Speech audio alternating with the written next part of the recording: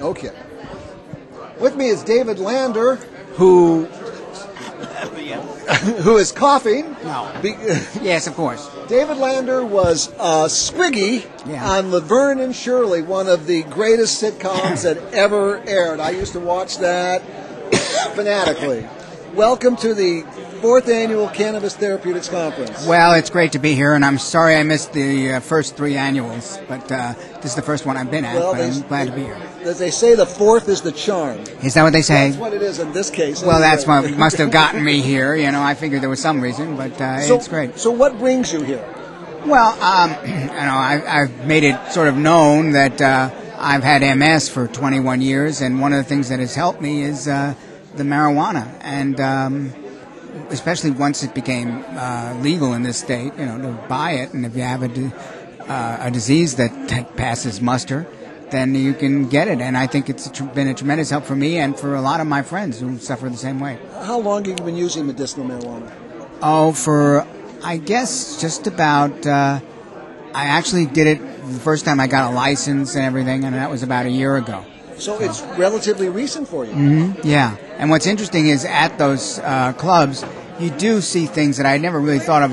What is indica? What is sativa? Which is a hybrid? How do you mix that? How do you go clone? And there are things that are better for someone with MS, say, than someone with a migraine headache. You know, there are different kinds of ways. If you've got a headache, this is pain, then you should use this kind of marijuana. Well, how does it specifically help you with your symptoms of multiple sclerosis? Well, one thing it does is I was told this real long time ago, about 21 years ago when I was first diagnosed. The doctor said, well, some people who have MS use marijuana. And I said, I heard about that, but what does it do for them? And he said, well, it lowers the body temperature about 4 degrees or so at a certain time, and that helps in the anti-inflammatory thing, you know. So he said maybe that's why they take it. So I figured, well, that's good. And it lowered my body temperature, and I thought jazz sounded much better.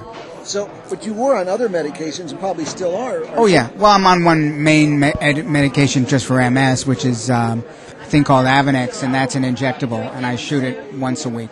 Well, now, when you started using medicinal marijuana, were you on other medications at the time? Oh, yeah. I mean, I was on one for the MS, and I had heart medicine, I had blood pressure medicine, all of those things. Did your use of marijuana have any effect on your use of the other medications? No. So there's no interactions, nothing bad? Nah, nothing at all. I mean, it's me talking, but I'm telling you, it was nothing. I mean, it seemed so, you know, just in my limited knowledge of the whole thing, it did seem like, well, marijuana is not a drug so much as, you know, the other things are you know, they're made and it's not a natural process, no matter how good the drugs are. But with marijuana, you go, well, this shouldn't have any conflict because it's, you know, organic. Now, you said you developed MS about 21 years ago, so that was shortly after the series. Yeah, it was about a year and a half after Lavern and Shirley ended. Are you still in touch with any of the people on the show? Oh, yeah. I see Penny and Cindy, and of course I see Michael McKean, was Lenny.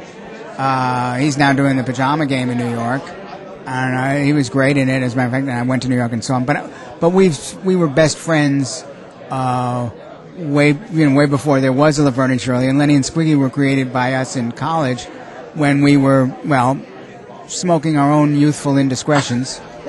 At the moment. Are you telling me that marijuana helped create Lenny and Squiggy? Oh, they were, you know, I don't want to blow my own horn. I don't know how Michael will take it, but I can say that they were created completely when we were high. There you go. It shows you that marijuana helps to create a process. Yes, and we're very creative in that, and you know, and on and on. So you've been using it for a long time, and you feel it's been beneficial, no doubt. Yeah, well, I mean, before I even had a disease, I just thought it was, you know, fun to do and all that. But now I can see where it really can help you, especially people who feel pain. I don't really go through pain like a lot of people with MS do or people with any disease do, but I don't really have pain. But I do have other things, and I think like when your leg is spastic and stiff, marijuana can also make it a little bit easier for you. You can get a little bit more your rhythm back. Do any of the cast members know that you're using it now for your MS? Well, when we were cast members, we were very young, you see. But was marijuana being used for the creative processes back then by everyone? Well, I did tell Gary Marshall that instead of patrolling whether people are doing marijuana, they should put it in the company budget because I thought that helped a lot of people get through the tough times. Well, Mr. Lander, a.k.a. Squiggy, thank you so much for joining us here on Marijuana, Compassion, and Common Sense, and thank you for coming to the 4th Annual National Cannabis Therapeutics Conference. Well, I'm glad I didn't have to say all that, but thank you.